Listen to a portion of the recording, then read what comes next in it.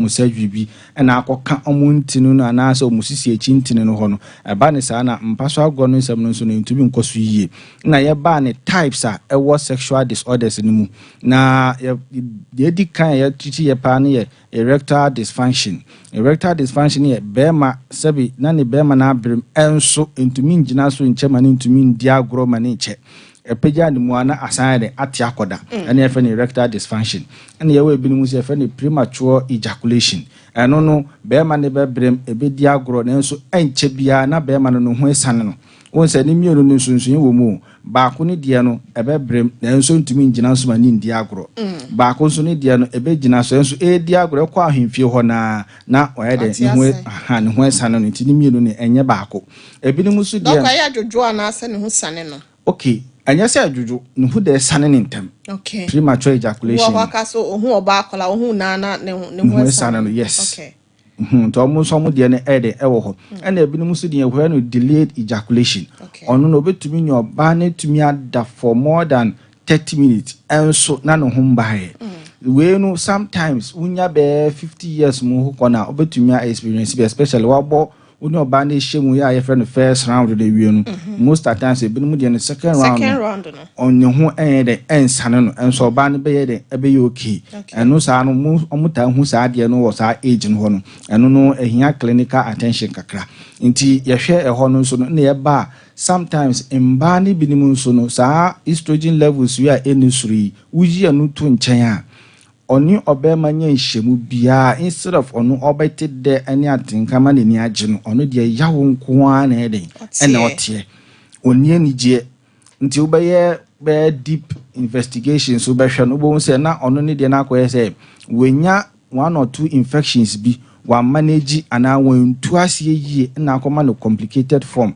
especially in the case of pelvic inflammatory diseases eno ne bane sa na oni be ma nya nhemu bia na ya na ote yawo nti okai se ni kunu be no kra na ne yema de action because yawo nko ano no de de ote na ye hwe ebinim so de no enye sa problem we be but e bia na ahosisie anase so obekura no hu yie na himfie ho na bibia ya kama na ebia bema bena aye na akono no kura no ono nso ne de no enko yie sa nti eba ne sa pe na ama bema no ntumi de entwem be no nti ye hwe ho no so bema ne bi nso de no omo abuse substances ho ne ye ka se enye ye abudidifo ni bia we no tumu se wa boro se tam ne consciousness no aye off uti na onti the only time oka ni say not say ba o say fa na oti o obet ni so beti no say owo ni de mu so oda go temu so oda hi o omo sa na ye ka omo so omo ho asem no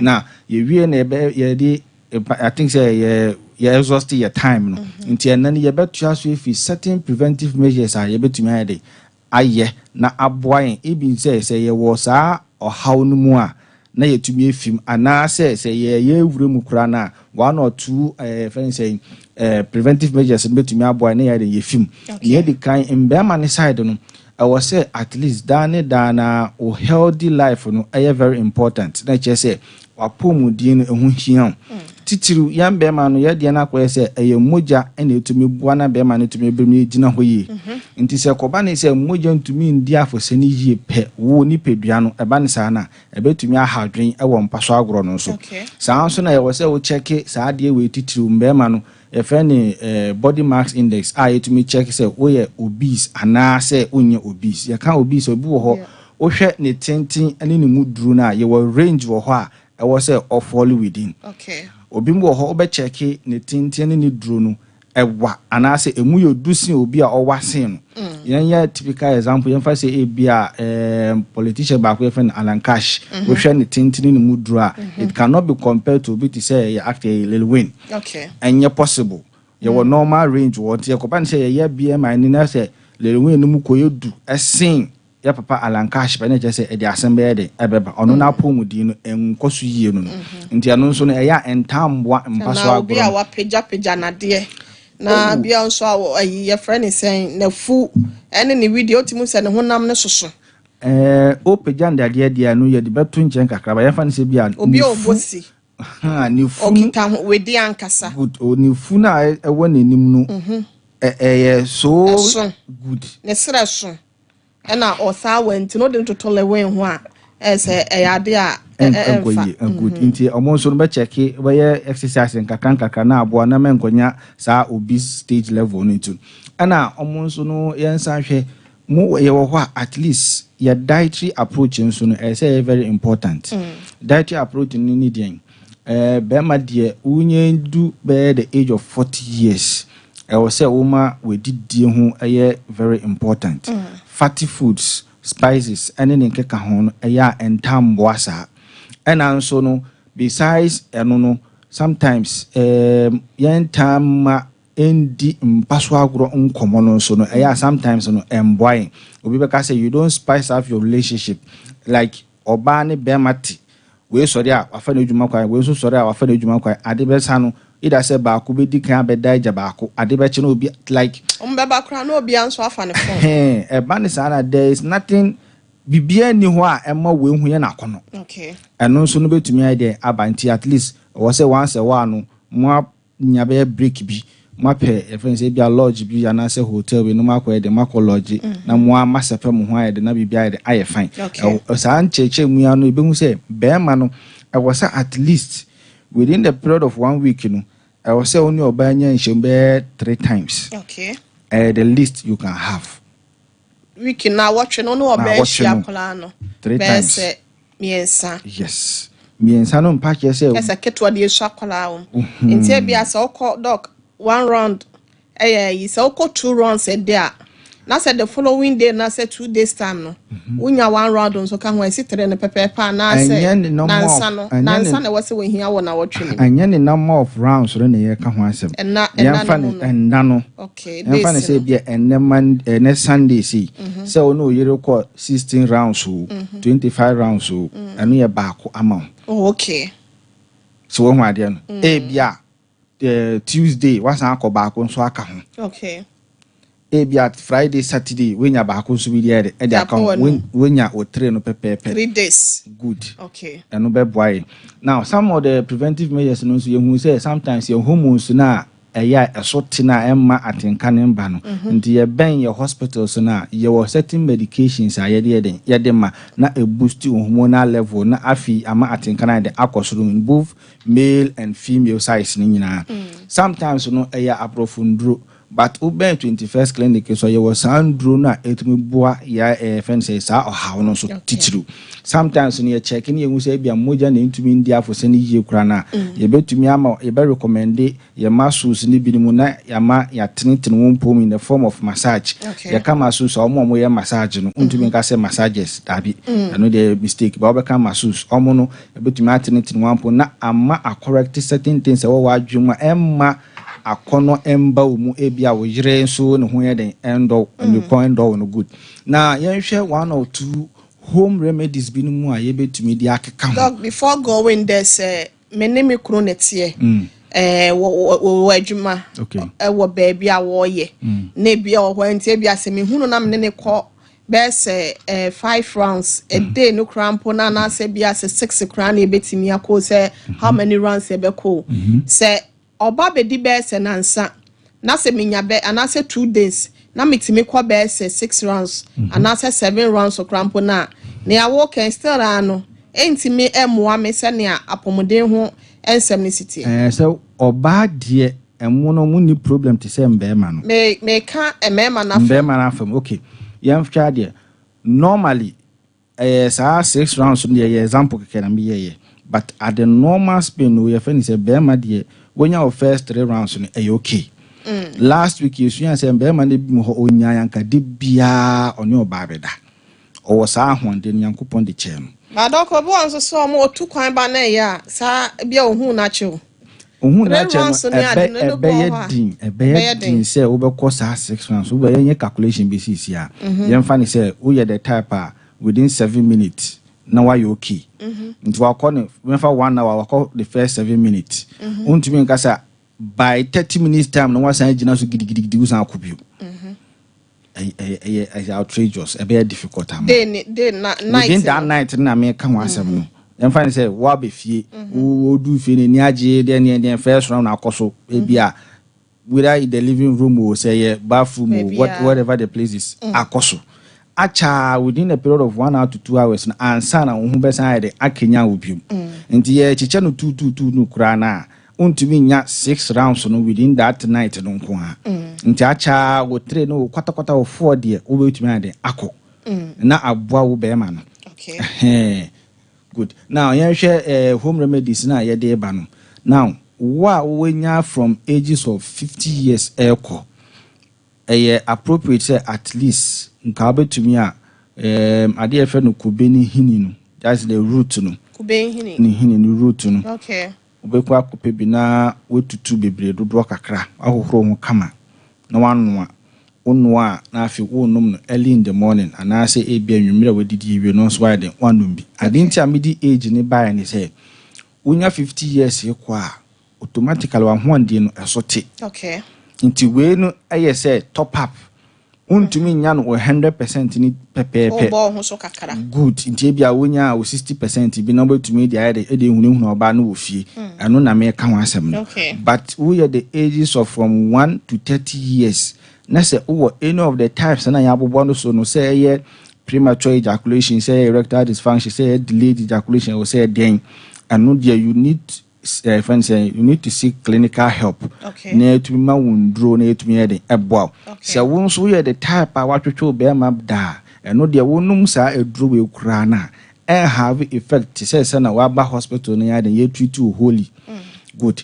Now apart from no so no your friend is saying obetumi awe atadwe ebrodua ni munu ebrodua no ni munu obetumi an obenua ebrodua na ni munu a ewo inside o pai mu a o say ade soft bi e de ewo good obenya eno no na de aka atadwe no ho atwa ebrodua no that di awo ni bia na asem munu ni bi okay onya emunu ni bia e preferable okay but onya business onya drasa odo betu nsuom na one ntino eno so ye okay nti eno no odo betumi de aka atadwe early in the morning na widen na wahwebi saa so na se wo pese o maintain saa wa honde no se wenya 50 years or 60 years ekwa at least mijingoro ana se bitter cola say wo ho at least once a day okay every day bia wahwe baako we no enye mahihye night me kopira oba gidigidi asem na ye kan amoma hye mo se aphrodisiacs ne nkeka ho no mo no enye no no wonchire wonse be ya ho den na ekofom no ebe sa peja normal but se wo erectile dysfunction as a premature ejaculation problem now we were at the ages of 30 years ayaba 40 ni dia you need clinical help okay o se obi apomodin hye na yede ye hwew eno so mpache se bio yenuano mu na bibia na ya hye ne gin bibia na ya hye ne gin nduan hini na ya nom no our advice o konom na se ohun o health status okay ansa na wakonom saa nyama o te da se abra no ama akra so de eboa obi nti wo so kwa akoye apomodin ho nsem kono nipa no so de nko onim say sometimes no wo hypertension and I say no hypertensive medication automatically I catch you say wakoma no na ho anden eswati entumi mbo moja ni yema ni ndu bebia se bi oyanso yan be ma no so ya ho anden nyina agina moja dodo a ebekọ wo be ma ni mu na wasa akonom sa aphrodisiacs we bi okay ebe put a lot of pressure e wo wakoma no so and unto the bon say bi ni aka say sugar daddy bi butu bi so a team no we because ahwanden na akonum se hadro no onni sa ahwanden ne de ewo ho ena yensu youth na ya ba no ne chese opeso ni oba da more than 2-3 hours fine akwaje dro no ye o but at the long run e ba bedum bire bi afu be ma no kwa se be sore kura na ebe ya asem because ahwanden nyankopon de ma wo na nya nu na wo yusu akonum ndro instead of bia wo say normal 7 to 10 minutes a betumi no oba ada no wo de wakoye no 1 hour na wo si oba so area ho nyina champion ata na wage fans ni nyina aboso wo de ni sa obenya 40 years afi wa ware na wo so wo settle down no akofa ho abre wo yere plan ko for ma no anso na plan ho yeah so nti anonso na ya embo some of the preventive measures na bi no so na home remedies no anonso betumi try and but me says from 50 years kono mo na was omo ye de omo ye sa de no but so wo premature ejaculation problem erectile dysfunction problem na say we are below the ages of 30 years and no, I would advise you have to seek clinical help. Okay. Because it could be so many things in our coffers are some day. How come say age of 30 years and I was say you should be at the prime of your and one day I feel more na who seek help not just say BBI akoso. And I say why yes if any say masturbation see be inside the akoso. And also no no why then what being apomodin so na yama guidance and counsel be no to me jais ha ade no na se we fi suban no mu na afie no na yetumi ade aboa nti we mu na ebetumi ade yabo tofa na ade ni aka na se atoso na afi yafa ye full course na se questions ni mu ho a na yeti na ade e program na ade ahyehye so yeah ye beda se me di we se twam na ahyenkafo ne dodo na wo ho a one problem papa last week me call 21st clinic e overseas de no na senia na ebinom nso esi complain wo ho no na nya asem keto a e de nti na ya na ahyenkafo ne dodo na no o mema yo no ya na ekofom sa okay ye behwe a edwumadie na omudi no eno ye titru entenase bebrebe no already entenase nya ka ne twie no but entenase bia wotere to so ohun so obi wo ho emfa ne say station to station ono opeska obedu ya ka na san loadi na wasan tu eba ne san na wo unipadua no wo that position na wo no wo ma wo sisi na ho ande no so eso ti intini na wo ho no pressure beto so eso beti anu ye one na to so mienu intini na wo unipadua say bia nka wo be exercise kakra na atwenya no ewo that particular area no so wo dia ye ntenase nko a nti anu so sa no etumi di omunya more than good instead of say omubeye de omadi mpaso agro na aboa omo no omo nso mo de no problem so ye de eno no senka driver ni bia nka obetumi a ufi kwan so na obedu station car ne ba be load no either say ubegina ho kakra men san kwotena se ewo station ho obesori ananti ana say obekwakope bebi adadin you should change your position okay na to sumienu nso nka was say within a week no omonya exercise omoye exercise nye gidigidi normal stretching kra no eno so boaye ye was stretching na oya eboa o lower back no so no because wotina se de bia ntia o ye stretching na eno so betumi ade aboa uka se wo gym a I would advise you uko akono ko hwehwe instructor no ne ka che so o meye edwuma sei afi no wo na wa aba no obetumi ehu the kind of exercise binimu obetumi aye na eden na aboa nti omo nso no kakra ebetumi aka form problem na eden ehu no okay na just say how we say nyina say ye de ani remote 21st clinic a ye benya kwa hosan de ama ye ni pedua simple cry 21st clinic apart from say sciatica ya de no de be ya de bi sa na mobo modern pa okay 21st clinic de apomudin so e ho no yes ayarewa bebre besides sexual disorders ya ye kai anu de we be ka say by the way but ye wo nyama bi mu so aye san de eye omo atitru omo da pressure ndro so omo num abrofo ndro na omo hwe nim say daachi omo be fi san ndro we so no omo tumi aye de aben 21st clinic omo so omo num sichiri yari refer ne diabetes ndro ni bi no so omo hwe nim say within the period of maybe 1 to 2 years na we fisa aprofundro no so na etumi aboa na pomudin no eno so omotumi ade aben apomudin so ho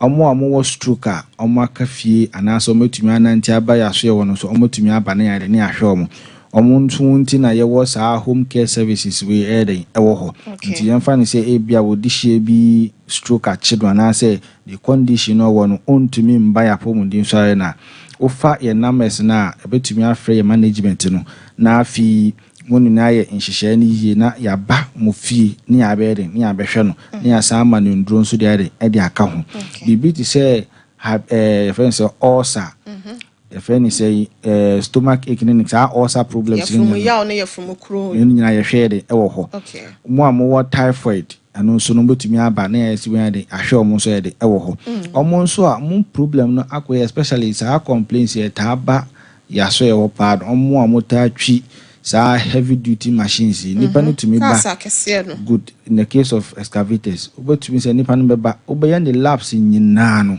na pomudin no basically no okay but nipa no ote no hwe na oyare machine am vibrating to the extent say ne nipadua ne nyina no e de yaw ejina nipadua no mu o ejide ho a enji okoda kete so a yawo nko a omo se no motumi aba akomudi so a na de na ahwe omo saa nso na ebia wo mo jantumi ndi afose ne yi wo nipadua no kakra na o ha titiriti ida se wo nan anase wo nsa ye won fidie wo ha ebetumi emenwa ayde afem na afi na akenya mamoja na etumi ayde edi afose ne yi wo nipadua no mu saa nso na omo wo defense prostate problems yedi catheter ashe no the rubber ashe omo be mem no mo hwe nim so mpese mo yi catheter no ye no no so no motumi ayde aben ya ashe obate ya na omo ba omo se no munni abotre onyanya nka 1 month na no hato no but adi so ayen kakra ye ma wondro to the particular level na ye review ne nkeka ho na afi na bibia de ayoke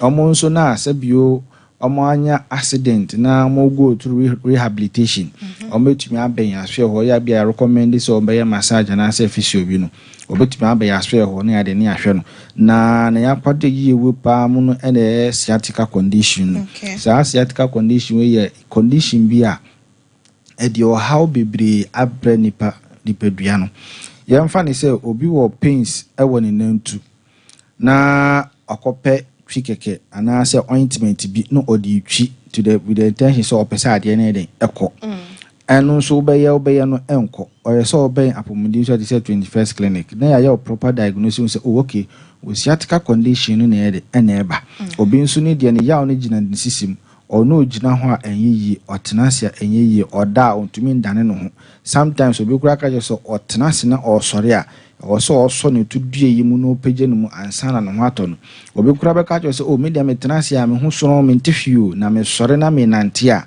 ondu ahane ha oso okoto kakre bi ansana wotumi aden atwa so ne koto dwegina ho me ansana wotumi aden atwa ne nante no so obi nso be ka je so ohwa na ne nano ene say mpanie bi wo ne nan no ho anu nso no obetumi ayede edo ye one of the signs a ebetumi di sciatica na yede eba nti anu mu nyina no mutumi di back to the first clinic na yetumi ayede etu ase amamu saa sciatica condition we ye ka ho ase bi obi wo ho ewo no so oda ye edura toto na akofa different condition ayede ensan di aban obekọ hospital afi ebe check ne blood pressure na ewo soro anya say bia ne bad eating habit bi mu ne keka ho na akofa ohaw na abre no and that onya within 7 to 8 hours good sleep onya nintino no na akofa pressure ne nya de aba no so won say sciatica condition ba ko wasa akonya pressure ka ho nti bo so obekọ hospital no na afi ye ma o pain relief no na ye sound the pressure medication so side aka ho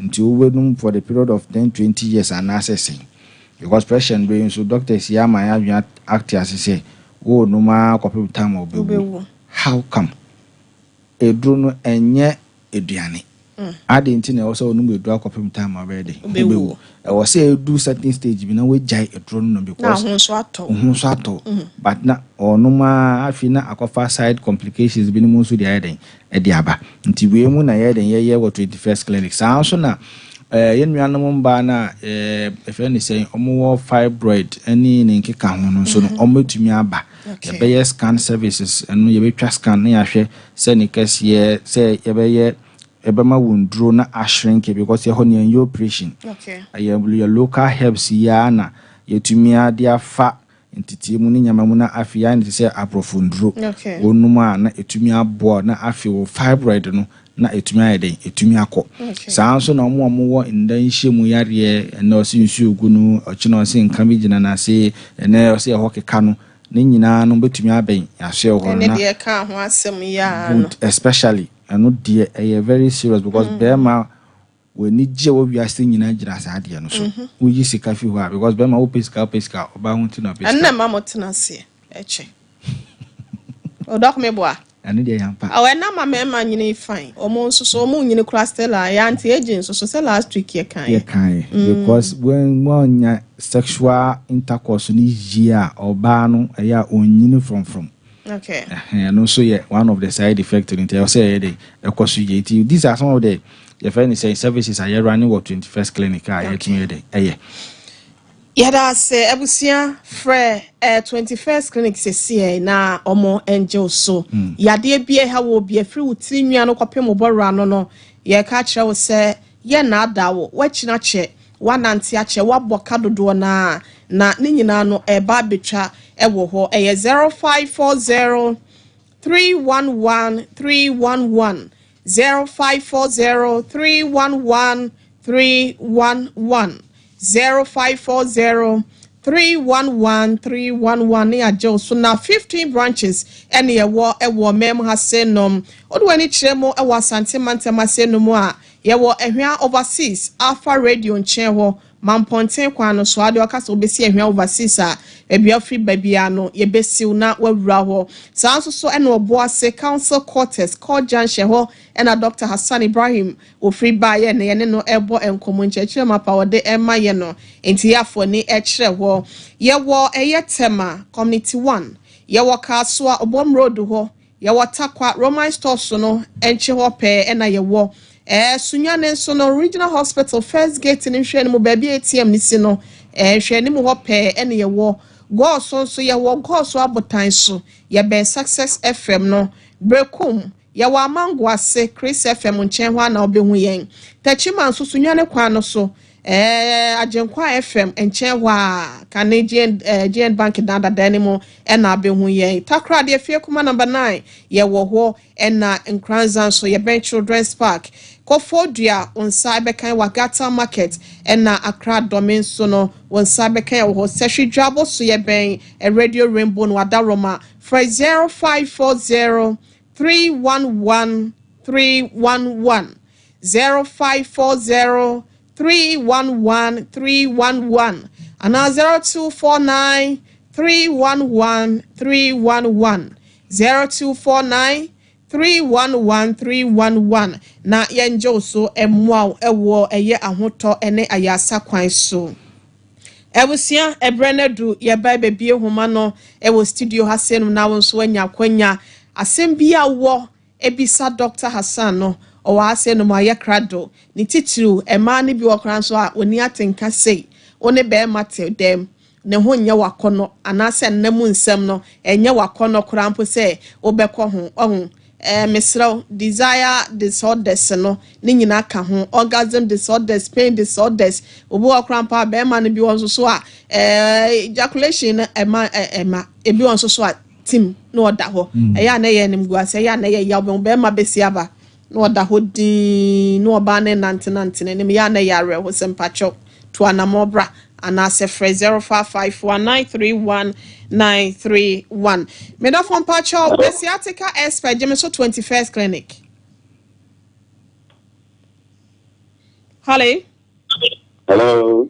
The sciatica expert, Jemiso 21st Clinic. Okay. Would you baby so, free? Come again, please. Your name and where you're calling from, please. Yeah, my name is Kwame. I'm calling from Santa Maria. Santa Maria. Let's hear you, please. Yeah. Okay, so I want to ask doctor that I am 35 years, right? And okay, when I have intercourse with my partner, it first 2 minutes I will ejaculate, but when I ejaculate, the thing is still on, like my manhood doesn't go down, fall flat. It goes on. It can continue for like 7 minutes before it will go down. So I want to find out from doctor if that is a problem. And then secondly, I have done masturbation before. So I want to ask if there is any help for that. Okay. From what you are saying, the two are contradicting itself. Anybody who has suffered from masturbation mostly suffers from premature ejaculation. But here is the case: when you have sexual intercourse with your wife, you will ejaculate earlier, but later on you can continue for a while. Now, obe check the time now, or they have the second offense or so I have a sex now, and do the period of 5 minutes and I say 4 minutes impo. Okay. But now you know the end sir. Now, on only the end say no any problem, but I a problem. Any problem to the extent say on ya woni ni peduani baby and I say en hinda na pom with any dear any problem. But say ɔne ne yere no have sexual intercourse na no ni hu san no na echire no ɔwa ahoɔden a obetumi ato aso de a then ono he doesn't need clinical help as at now. Wenya ejaculation ewie. Wenya ejaculation. Bastela ne be manage so. Be 7 minutes and sanada. A reverse form of obia onya delete ejaculation. Okay. So one ade no ono ne de no esisu be ebeche ana ase ne ho kra ende ensane no. So ano no ye orgasm disorder. Orgasm disorders dey be but orgasm no most of the times is mostly referred to emba no. Okay. The patrol the offer cause be no miensa bia na ya deliberate on that particular orgasm no ho asem no. Ti yenhwe ye next school no. Yate. Me patrol the sciatica expert. Hello. Patrol Temenka. 31st program ni ana 20 program no ana ekoso no patrol din ba bia kasa free. Me kasa free te chima ye friend na wusu. Okay. Na so patrol yentio. Me wo yire. Na kasa di eba me ntio. If you are cordes when ye ni na tifi. Enso sabi chese adia ewo mi mu no se mi huna na mi yema hye na madwedwe mi hu mi yire ni se egu na mi yema hye na madwedwe hu dia na BMCC patrol ko fa wa chi ana tadi on fa mechi na me mu na me fa na chi na dia ko ya ni se fi hono nsema wana mekikaye nesema isisi nsema ya ama ofre me papa manimu papa ni wakati eze papa obei ko shini papa esiri hono ama se ninyeni jibia ama na mezu mpesa ni bija ni akwa ya so mesan yeso ntini hu so na menka na asema kwesa mi hu se ni pedi nyina asesa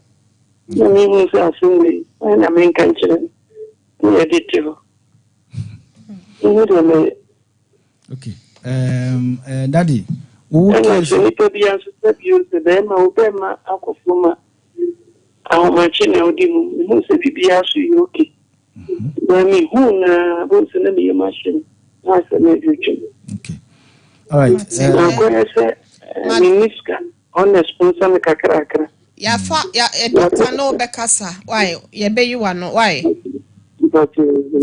come to ye bibia be fry document fa we think hello the sciatica expert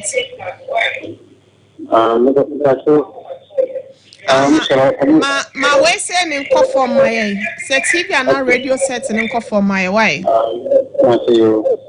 acho di baby akasa free hello acho di ni baby akasa free ambassador me de kwame kasa free amount from pacho mientio pacho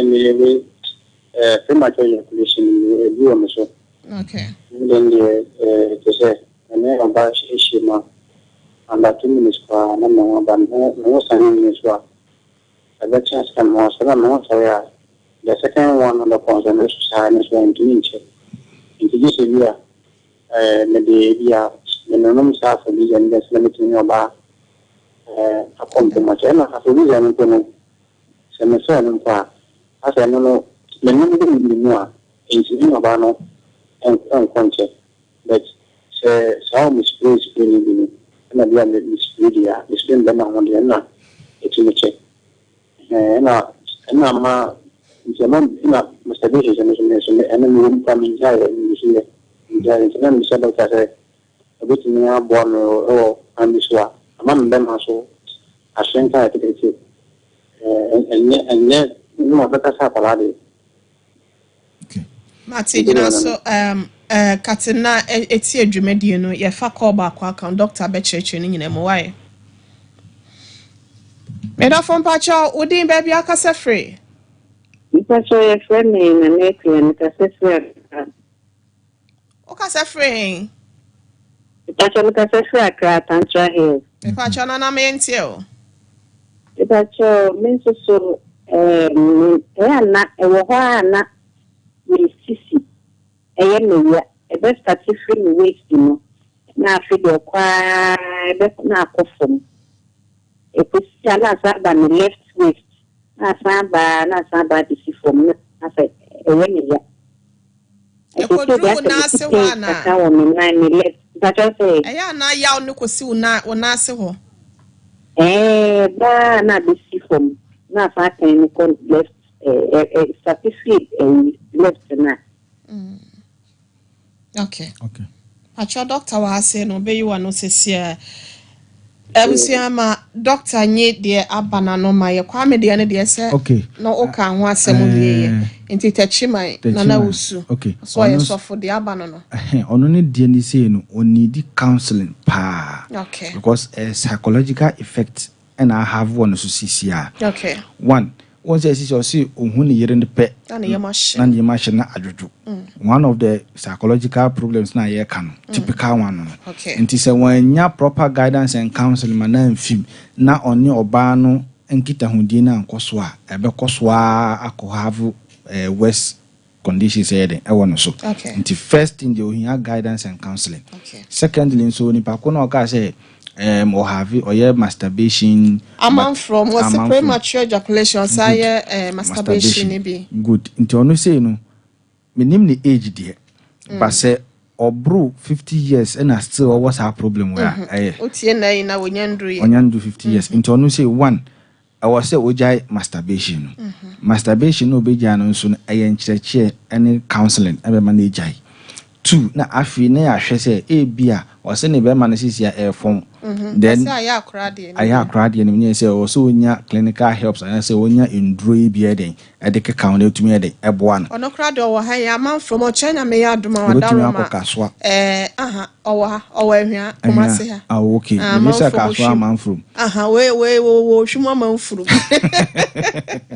nti pa China me ya adoma omra enka owo wo your friend is saying amount from no so kaswa omomla ho ba ma mo kuma se amount from ni nyina so mo ba ehwa overseas afa radio jumpa cho na yenhwe emoa ye betimi aboa opa anti na ya ma media no so wo say okay ono ne dia no typical symptom of alternating sciatica okay and then no nisisi ejina nisisi ya na aba na left aha na ehuri na right ono no say no o say oba na yehwe no but say yaw no you too much we die obetumi aye sa home remedy we na asoso yaw na no ade ama no kakaduro ni nso hye no obanyam kakaduro no de afran so hye no de miemia ne nana na se ne sisi ne bibie ne ya no titiriu ode beguma na ode kakaduro no be fran so hye no wa blend no no wa pe clean towel no ada ho ye towel no bon so hye no ye chim ne de miemia ne sisi no ase ye warm complex and say cold complex no sa no anu de ebedwudwu yaw na na de ama no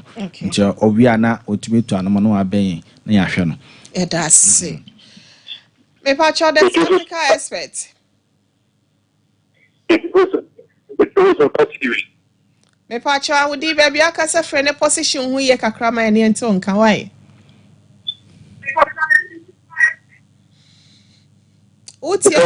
uti afidie na emu ayen twa ho fra afidie no ho na kasa fa phone mu mai why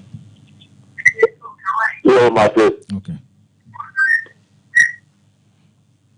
my ntie udi baby akasa frɛ because it's party so we go back o say because it's father yo mpacho my ntie o we did want to pacho yo now obviously my brother by right one no so me da anajua ndio ndio mekeni and heavy and secondly obviously you know obviously this person and you look na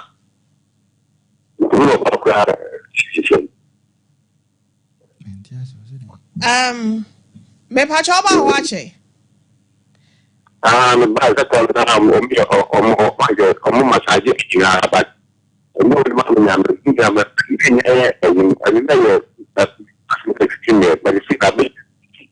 me pacho o China me ya domo a ohun Ose oba ho na massage no oto aso koya na oye ba akopɛ no ano no. I'm a first call very grand standard. I didn't say na mama obi. Na wasanka osaba. O de fa de ne ehwe ade ese wo hwina no ha yampa church na kwa so hwe Dr. Yusuf or hini resebra na be hu no why. Doctor Yusuf Dr. Penny no ho de ho bia de okwa aka chense wa ba ho pen na complaints ni e be hwe na ya boa why.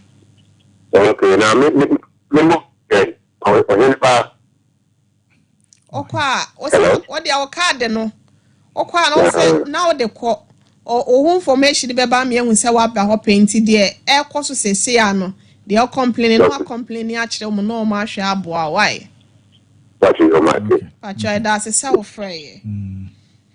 Yo. Eso me that's it. Me do from pacho din baby akasa free. Hello. Mo afi de ni nko from ne nkasa udin baby akasa free.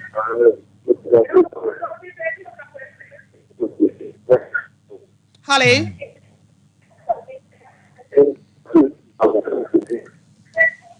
Kafra sa frɛ biem wa be frɛ bia da romana wa lo wa ofidie na ma ne akasa fa phone nim me ba cho good evening udin baby akasa frɛ me dofo Yeah. oso menti afidie no pa cho kasa fa phone nim ne enti o why hello Hello? oti enka Baby. oti enka de asa frɛ me dofo hello pa cho oti enka When you come, pa cho udin baby akasa frɛ daddy and I make a day. You were muscle, my muscle, kaka. 2022, my muscle. Let me think. Mind stroke, okay. And I'm okay. I don't think kaka. It's me, I'm not doing. Surgery. I'm doing surgery. Go help us, help us. You see, I'm in Antia. Every Mississippi, I could be to be, you know, what I'm going to kaka. You need to see you now. No say no kasa. Na lo fe doctor na ko na adi ba ko se. Ni na se o sa ti se. Shi do o do se electric. So like from go to put up the TV. O me wa tam, wa tle. O do se ni electric. So wa ka bi bi na o ti se ni electric a so ti. So ye mi ya. Adi ba ko se. O mo sa ba me feel se. Ni ba so ba. Ni ni ni se. Daddy pacho wa he fan pacho pacho wa he fan bawe Okay. But we will make us one. and ya saw be ka so akakra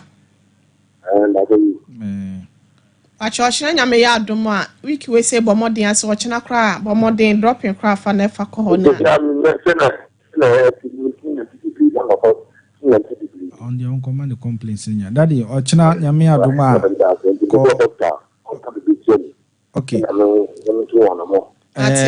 Also can be actual when the woman say, your friend is saying, with mild stroke now, and we see one on the moon, Drobia, Manako do certain stage B. It's okay, but and go see pay in the advice you say, be a Yamia Duma, Obebang, Kaswa branch, and or Bom New Road. Your friend is saying new ECG friends office in the edition, which me alcohol. Okay. Hello, me da for Udin baby akasa free. Hello.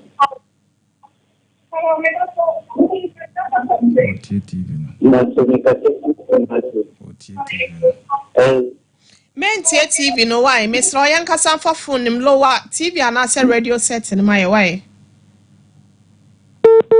Too bad. Kafra sa frɛ bi mpa mo cho madaro ma wa be frɛ bia no lower wa fidie ni my san fa phone. Good evening. Good evening me dafo. Odi baby afrɛ. Your brother is Balaga. Pacho ka sa free. Yes. O ka sa free.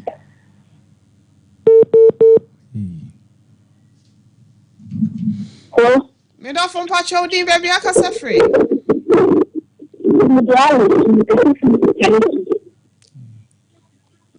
Pacho Brabie. North Carnation, Pacho Mintio. If you know how, no, I say at the bone. If you collaborate, you can read by City Hawk, but I am a plan. When I call it,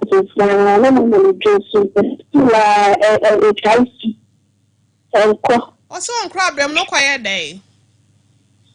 We bounce capital. I will come to me, and I said to that. Ya pese what yet on kan ye also on crabrem we see and yenya ne ye ma phone nko a no so crabrem no say so bia ma me wada ro ma ne ye nhwe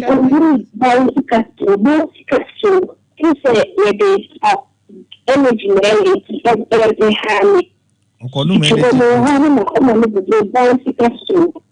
okay. Okoye adwuma bi on so say what the energy na ye. Bouncing castles. Okay.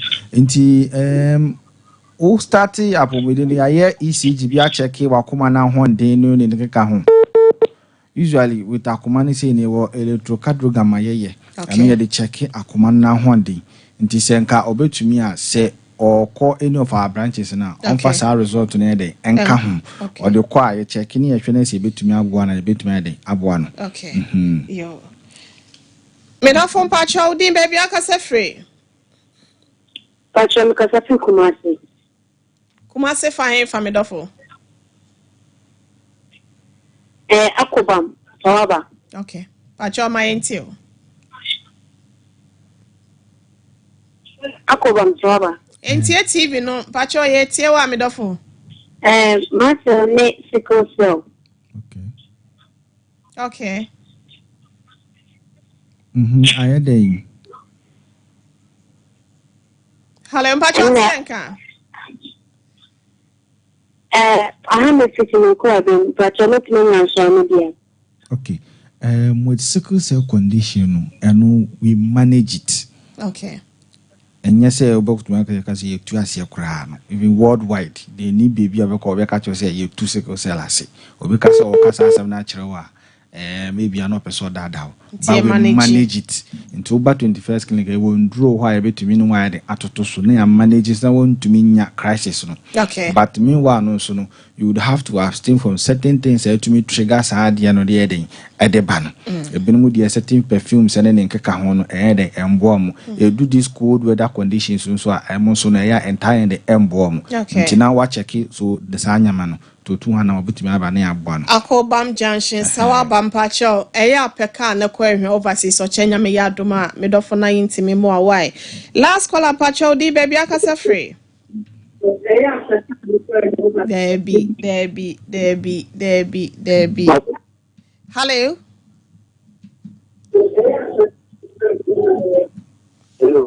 me dofo pacho tie nka baby akasa free no din Hello. Position who ye kakra da no who ye kakra ma ye na ye nte wonka ye nya o ne no. Hello. Da no who ye biem ye tie o. Wow.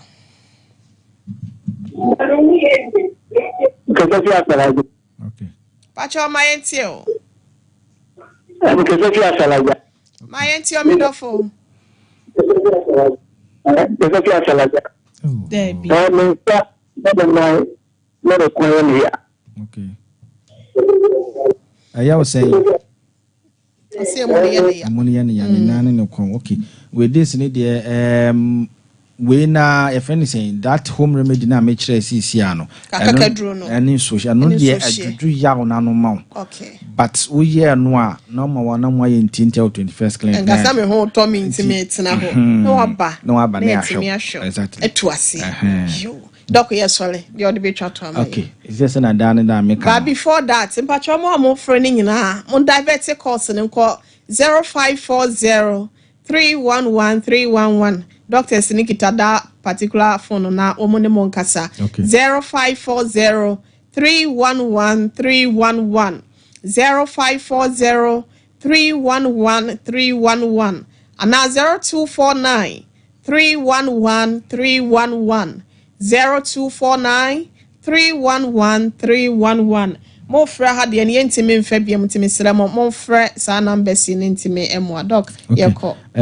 Last thing American said the biana yeta bobon kai say self medication eya entam bone peduano. Wow, ko dream bunu akoto drobi ama ho because ukoto eduro bi na ukonom bia o condition na asa ne how no yade baako obenum eduro le wie no na akoda na how mienu titu wan fan say bia obi a oye diabetic a onko hospital yen diagnose no bo so nantu be ya wo ya wan akopɛ eduro a etu ni paduane yawo anom wo with the intention say yawo na ewo nantu no ebe den ebekɔ but for all you know now blood sugar level na ekɔ soro a wo ya diabetic nti wo di friend says a pain relief no no ma na akɔma wo oyefu yade so yade e de aka ho ba me wa no ben apomodin so a bi anka oni a check no so okay da bi wo dia no sugar na ekɔ so na ebo won ka because you were referred pain na nkeka ho nti wo be ma wa yade wa no muntu aye ntientie awa apomodin so aye na ya hwew na afi otumi tu bi ase yade e de am self medication ni de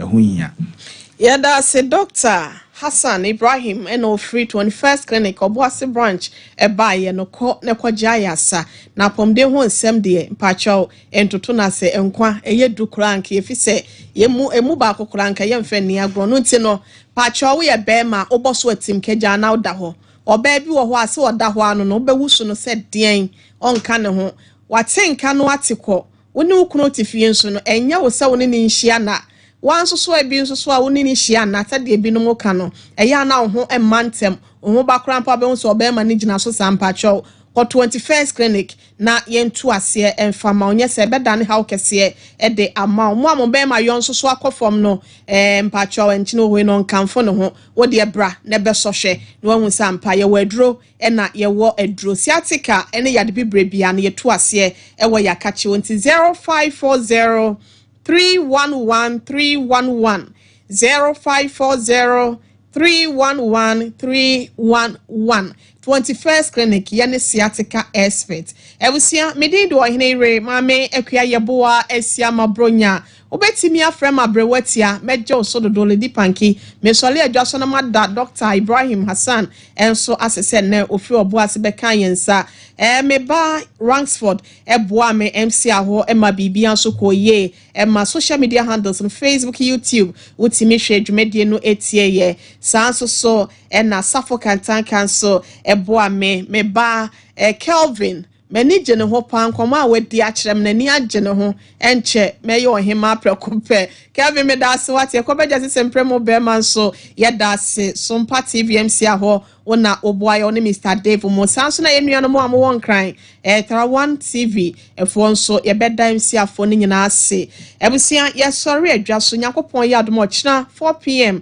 dwumedie no wanya biantia repeat no ebetwa na enche 8 p.m. exactly Victory Charismatic Chapel International Reverend Apostle Frank Osei one in a drum no ebetna say this is just a little thing in the sight of the Lord. How biano wabeshe na wabua wompai boom ama bibian so eto etimi etwa yakra munyina 21st clinic yes sciatica expert sciatica no nerves